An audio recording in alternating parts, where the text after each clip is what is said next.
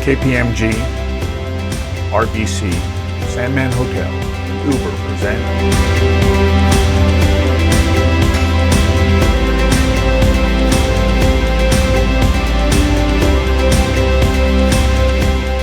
The Entrepreneurs.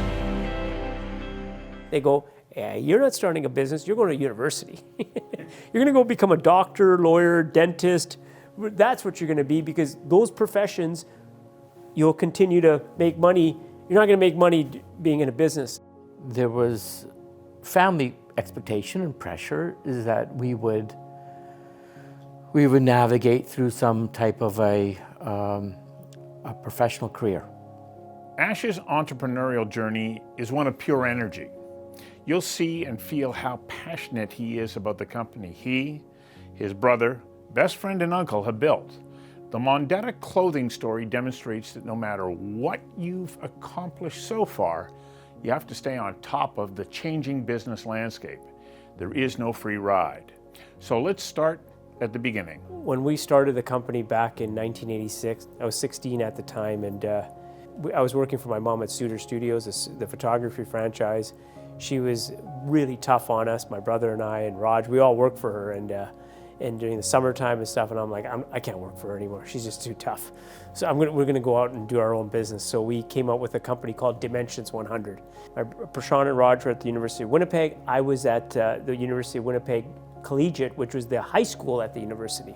And we saw the Uniter, it was the newspaper, and we sold them a bunch of t-shirts. And they bought the t-shirts for us for $3, and they were selling them for, I think, $20 at that time. I was like, wow, we can buy a shirt for $3 and sell it for 20. This is really cool. This is interesting. So my cousin and I, in that year, we went to Jamaica. And I still don't know how my parents allowed a 16-year-old kid to go to Jamaica in the 80s, but I ended up going to Jamaica with my cousin. He was 18, I was 16 at the time. And there was this woman making beach jams on the beach. She would take your measurements, and then the next day bring you this really cool beach pant and this beach jacket. And I was like, wow, it's $10 for the pant and $10 for the jacket. So my cousin and I got them fitted up for them, and they were incredible. And I said, this is an amazing idea. We should take this to Grand Beach in Winnipeg.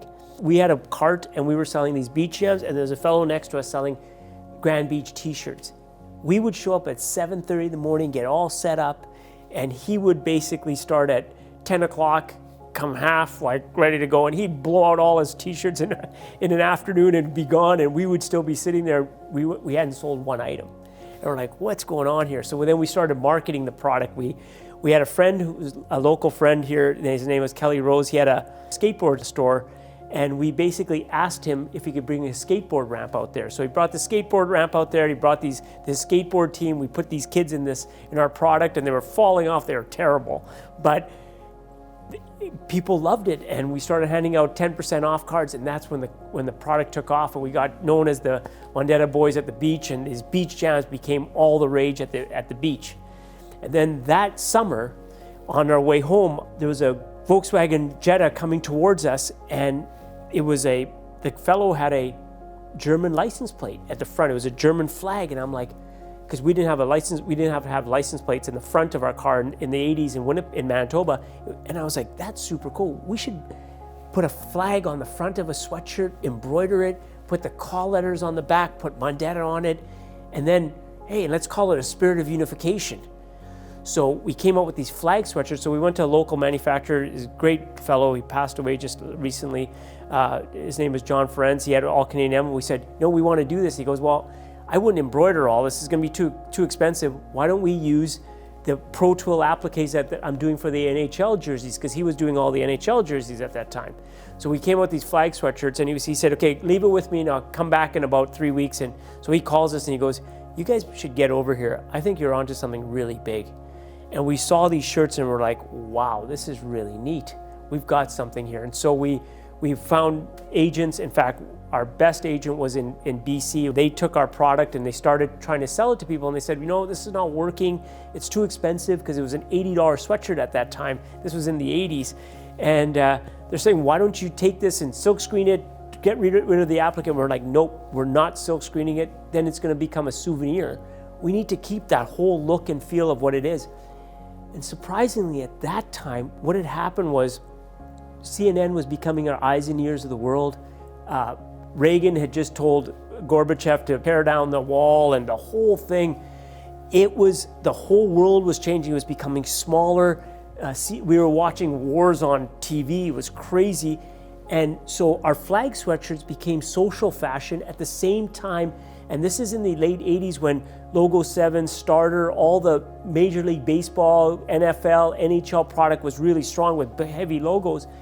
We became the augment to the denim stores. So off the wall, bootlegger, below the belt, all of a sudden they started carrying our product, and we're doing well with it because people were buying their denim, and this became the augment to it. And people were wearing flags, and all of a sudden it became cool.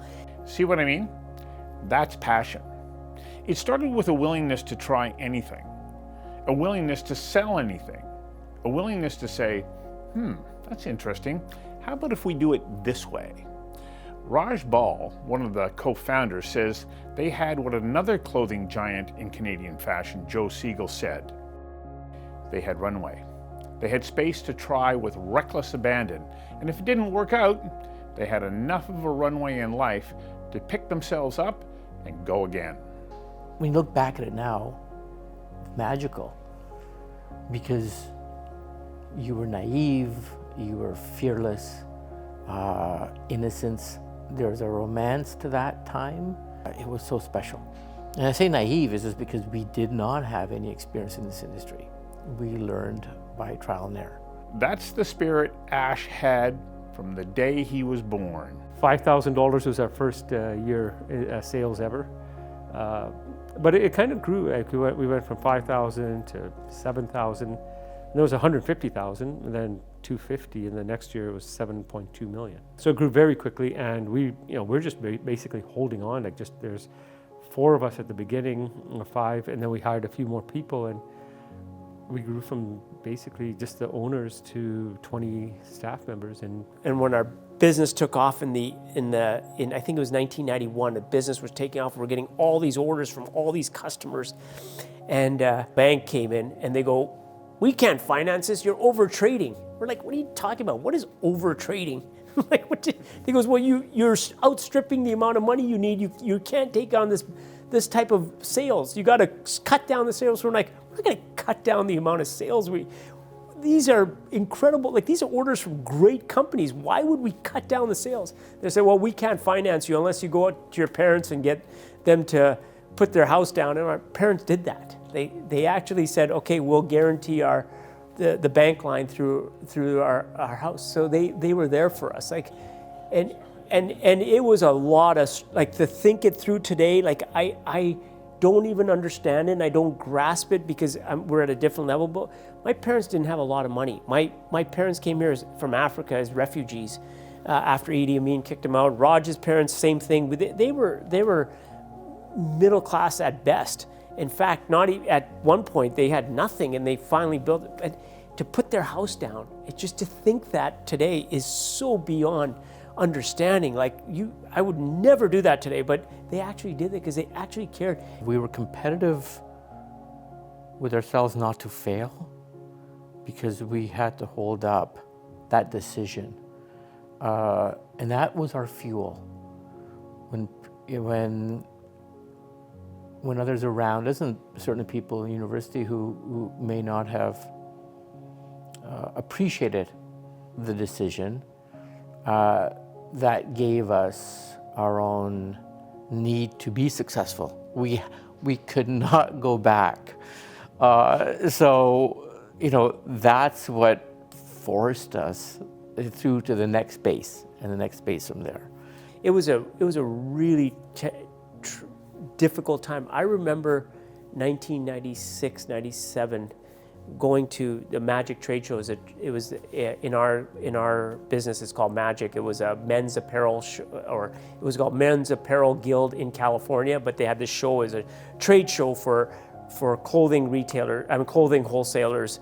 And you would go there and you'd set up a booth, etc. And I remember going every year. And then the last year we didn't have a booth. And I remember going, and we were going through a hard time, and we didn't have any, like, our money, we had lost it all. And I remember phoning Prashant saying, "Do we have enough money on the credit card for me to actually pay for the hotel room. And I remember sitting on the hotel room at that time, and because I'd gone through just to see what we should be doing, and I remember sitting there going, what am I doing? Like, all our friends are become doctors, they become lawyers, they become dentists, they become successful people, and they're continuing on, they're all getting married, they've got these houses and cars, and we're just sitting here like, we've lost it all. And we kept all our money in the business. So we stopped, we cut all of our salaries down to like next to nothing. We basically were just trying to figure out how we're gonna survive. And that's when we finally said, we need to find sourcing externally. So we were doing corporate that time, we were doing private label, and then we were doing our own brands because we had to kind of build new business models into our organization. And that's when that whole athleisure took off with Lululemon and what Chip was doing with all of that innovation. And we were at the precipice at the beginning of all that. And that's when we created the brand MPG and we got into active. And at that time, Lucy, Athleta, all these US companies were coming, and they were like, hey, there's this company that's doing private label and doing this type of product, and they understand it. So we actually became a private label vendor for so many of those companies, and then continued to build it. And then in 2011, we got another notch up in our business. And that's when in 2013, we hit one of our best years ever. And this is where sometimes you get caught up in what's happening out there, and you start running around going, these guys are doing this guy, oh my God, we can't do this. We got to move faster. We're going to get lapped. We're going to do this. This is what's going to happen to us. So we started getting nervous going, we got to get into direct to consumer. We got to have our own brands. We got to go online. We're doing online, but not doing it good enough. We need to find a partner who can do that. And it was the worst 5 years of my life, I think. In the world of you never know when you're having good luck, COVID provided an opportunity the team could seize thanks to their decades-long relationships with their suppliers. So lo and behold, we get into COVID. And I'm like, we got to get into PPE, and we got to do this fast. So within 3 weeks, Erica and her team, unbelievable. They took 2 factories in China, flipped the entire production into gowns and scrubs, started working with all jurisdictions across Canada. We got Erica, they were remarkable. It's just some of this is what I respect. This is what I talk about, not being cool and being smart and putting your head down. Became health compliant in 3 weeks. We were able to become fully Health Canada compliant in 3 weeks. The federal government under EDC and BDC helped companies that were buying PPE and stuff and said, you guys are getting into PPE? Absolutely, we'll finance you.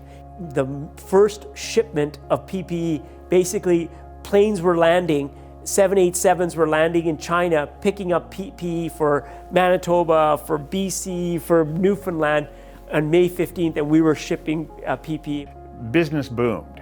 Ash and team completed the deal to buy back the company and once again set it on a course for success.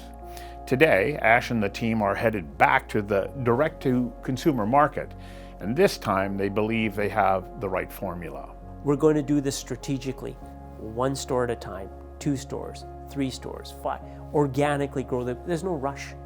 We're not, there's no exit strategy. We're not looking to sell this thing in 5-10 years. We're looking at this, how do we build this as a legacy business in Manitoba? How do we make sure that the team that's currently here continues to run it, own it? Because every person who is in our business is an owner. We just find those things are important. We're a Winnipeg company that continues to be a Winnipeg company, and we want to make sure we are one of the only fashion apparel companies in Winnipeg, and we think we can continue doing that. They believed in each other, in what they were doing, and they stuck through it. So the passion that Ash shows, the passion that Prashant and Raj show in the business is very clear. When you talk to them, when you hear their story, I mean, they had the passion out of the back of their vehicle in Grand Beach, right? So, I mean, that's the start, and that's why they're still here, I think, is you have to have the passion as you grow. After 40 years of surviving body blows, the Mondetta team has proven they can navigate their way through, around, under, and over setbacks and challenges. If you would like to nominate a Canadian entrepreneur for this program, go to theentrepreneurs.ca where you will find a nominate page, and when you're there, please be sure to sign up for our newsletter at theentrepreneurs.ca so you won't miss a single episode.